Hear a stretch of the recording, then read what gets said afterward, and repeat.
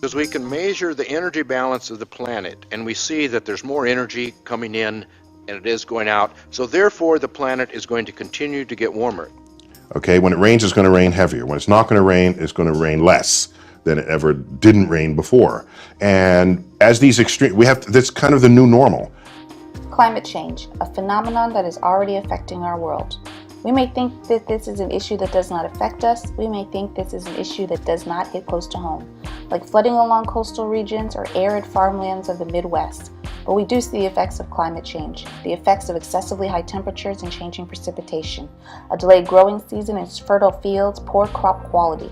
Our agricultural system, and therefore our food supply, depends on stable growing conditions in order to produce hardy, sufficient crops that end up on our tables.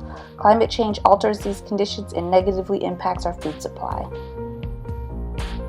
Food security exists when all people at all times have physical, economic, and social access to sufficient, safe, and nutritious food to lead active and healthy lives.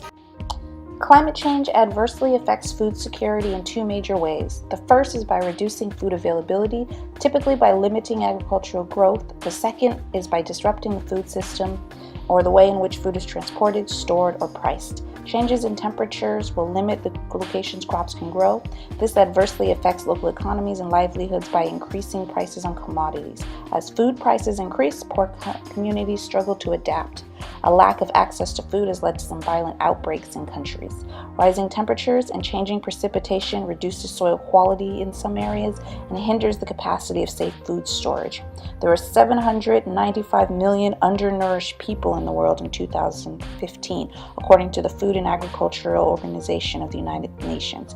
The most vulnerable people, which includes the poor, marginalized, and even paycheck-to-paycheck families, are made more vulnerable to food insecurity through climate change. Some efforts to maintain the food supply do not adapt to a changing climate and may even worsen food security. Predominant irrigation practices, for example, draw excessive amounts of water when a region does not have enough precipitation to support crops. This practice is unsustainable in the long run and can even reduce soil quality.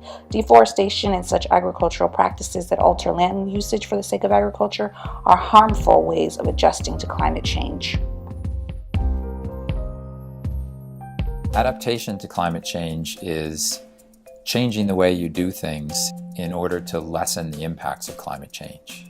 We have to be open-minded and willing to make adaptations in our day-to-day lives to secure the food system. We have the power to help our community develop and implement practices that will ensure each person has enough access to food. We can do this through sustainable agricultural practices and changes in food system management. Individual farmers and those that support agriculture can invest in drip irrigation practices that use just enough water to maintain crops. Crop rotation practices that maintain soil quality will also help make soil more drought resistant. At a higher level in the agricultural system, we have to be willing to invest in research that can develop improved quality crops through genetics and pest control, as well as examine ways in which agriculture and the food system can adapt to a changing climate. Efforts by many actors in the agricultural system can have an impact on food security in the face of climate change. Our efforts at reducing climate change may be limited, but we can make a difference for ourselves and the most vulnerable with the right sustainable adaptations.